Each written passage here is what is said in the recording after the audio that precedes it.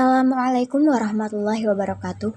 Perkenalkan, kami dari kelompok 2 akan mempresentasikan hasil diskusi dari kelompok kami, yaitu tentang analisis permasalahan terkait masih belum berkembangnya sumber daya wilayah pesisir, laut, dan pulau-pulau kecil. Wilayah pesisir diartikan sebagai wilayah di mana daratan berbatasan dengan lautan, yaitu batas ke arah daratan meliputi wilayah-wilayah yang tergenang air maupun yang tidak tergenang air, yang masih terpengaruh oleh proses laut seperti pasang surut, angin laut, dan intrusi garam. Laut merupakan suatu kumpulan air asin dalam jumlah yang banyak dan luas yang menggenangi dan membagi daratan atas benua atau pulau. Jadi, laut merupakan air yang menutupi permukaan tanah yang sangat luas dan umumnya mengandung garam dan berasa asin. Biasanya air mengalir yang ada di darat akan bermuara ke laut. Kodam 2009. Pulau kecil menurut Undang-Undang 27 tahun 2007 adalah pulau dengan luas lebih kecil atau sama dengan 2000 km persegi, beserta kesatuan ekosistemnya. Wilayah Indonesia merupakan wilayah maritim.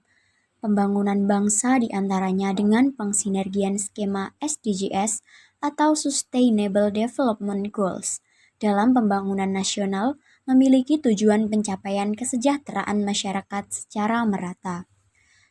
SDGs sendiri merupakan sebuah program pembangunan dunia yang mana memiliki tujuan untuk menyejahterakan masyarakat dunia dan melestarikan alam dengan terdapat 17 faktor utama. Wilayah maritim merupakan kepesisiran dan pulau kecil seharusnya memperoleh perhatian intensif dengan porsi yang lebih besar dalam pelaksanaan SDGs.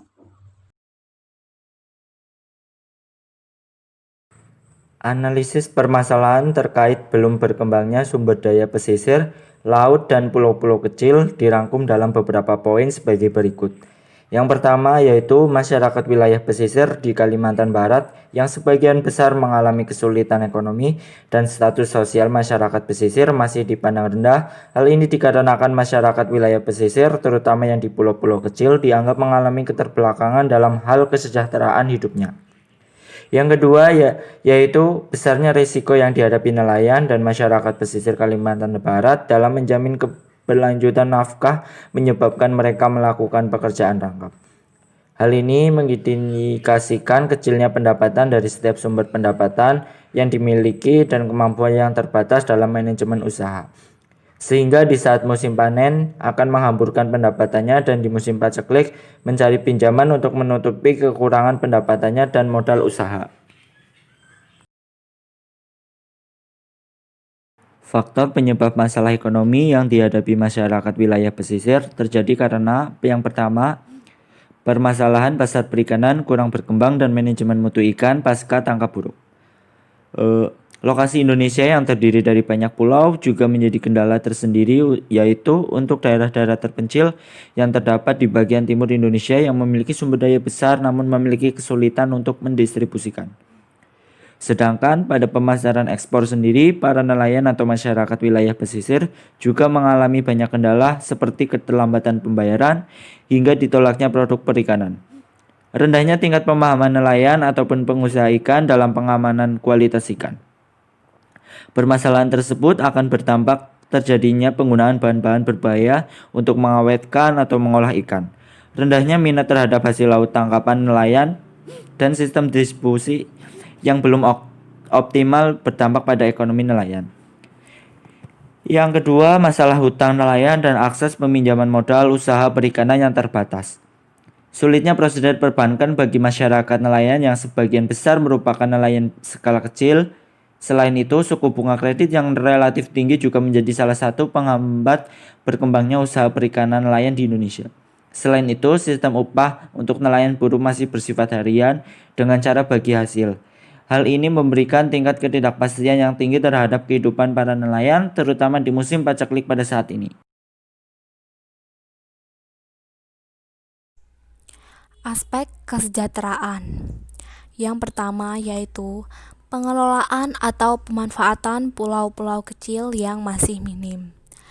masih minimnya perhatian untuk mengelola atau memanfaatkan pulau-pulau kecil, terutama di perbatasan yang sebenarnya memiliki potensi sumber daya alam yang baik, menyebabkan belum berkembangnya potensi pulau-pulau kecil, seperti akses kesehatan, pendidikan, dan energi listrik masih minim didapatkan.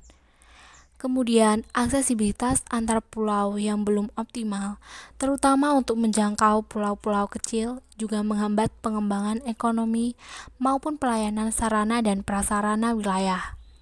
Sebagai contoh di Pulau Romang, transportasi paling memadai untuk menuju desa satu dengan desa lainnya hanyalah speedboat atau katingting, yaitu perahu kecil. Jalur transportasi darat belum ada untuk menghubungkan antar desa. Di lapangan, tidak semua masyarakat memiliki speedboat atau katingting. Mereka harus menyewa perahu untuk bisa pergi ke desa sebelah. Untuk jumlah speedboat, di Pulau Romang yang jumlah kakaknya di atas 2000, hanya memiliki 3 buah speedboat saja. Kondisi ini jelas timpang untuk masyarakat mengakses daerah lain. Butuh ongkos lebih untuk bisa keluar pulau. Keterbatasan pilihan transportasi baik menuju Pulau Romang maupun keluar Pulau Romang membuat masyarakatnya seolah terisolir. Yang kedua, yaitu energi bersih dan terjangkau. Akses energi, baik itu untuk pekerjaan, keamanan, perubahan iklim, produksi makanan, atau peningkatan pendapatan sangat penting. Sampai saat ini, banyak orang di seluruh dunia, khususnya di negara-negara kurang berkembang, seperti di kepulauan kecil, dan negara berkembang terkungkung daratan, yang tidak memiliki akses memasak yang bersih, bebas dari polusi udara yang berbahaya, maupun kegiatan pemborosan energi. Selain itu, masih cukup banyak penduduk di pulau-pulau kecil yang beraktivitas tanpa listrik. Perluasan akses listrik, bahan bakar, dan teknologi yang bersih, serta peningkatan efisiensi energi dan bangsa energi terbarukan memerlukan kerjasama antar negara. Selanjutnya yaitu pembangunan industri, inovasi, dan infrastruktur. Pembangunan nasional belum tersebar secara merata hingga ke pulau-pulau terpencil di wilayah perbatasan.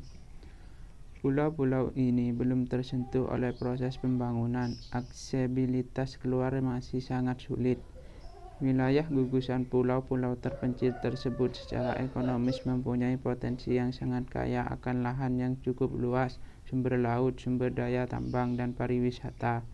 Padahal jika berhasil dikembangkan secara optimal dan berkelanjutan, pulau-pulau terpencil ini bukan saja akan menjadi sumber pertumbuhan baru, melainkan sekaligus akan mengurangi kesenjangan pembangunan antar wilayah dan kelompok sosial.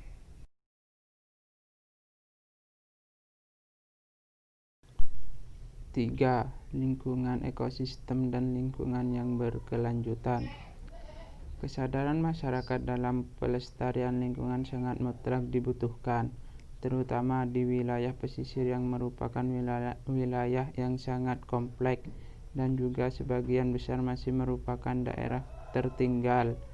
Kesadaran masyarakat tentang pelestarian lingkungan masih rendah, tercermin dari kegiatan sehari-hari, misalnya masih membuang sampah sembarangan, perusakan ekosistem, overfishing, pengeksploitasian sumber daya alam seperti pada kasus di Bali, di mana masyarakat melakukan pengambilan karang secara intensif, serta adanya reklamasi sebagai upaya untuk memenuhi kebutuhan ruang darat.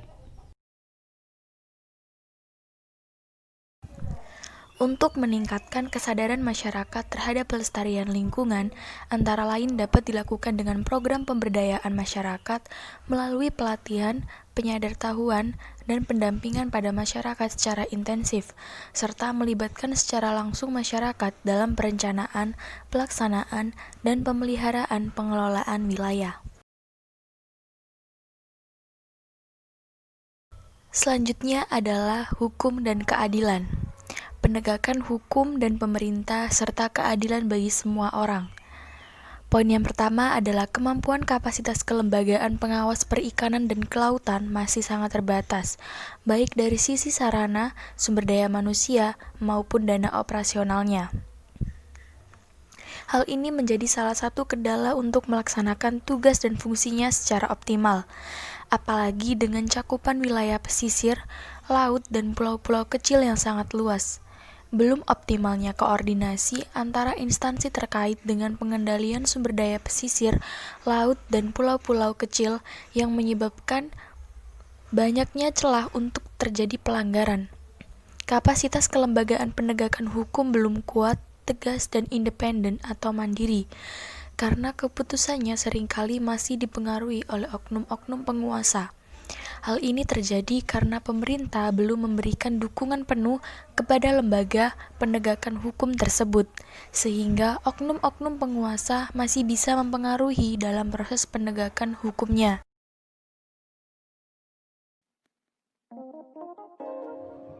Demikianlah hasil diskusi dari kelompok kami tentang analisis permasalahan terkait masih belum berkembangnya sumber daya wilayah pesisir, laut, dan pulau-pulau kecil. Bila ada kesalahan, kami mohon maaf karena di sini kami masih sama-sama belajar dan ingin mengetahui lebih dalam lagi mengenai permasalahan-permasalahan yang ada di wilayah pesisir, laut, dan pulau-pulau kecil. Sekian dan terima kasih. Wassalamualaikum warahmatullahi wabarakatuh.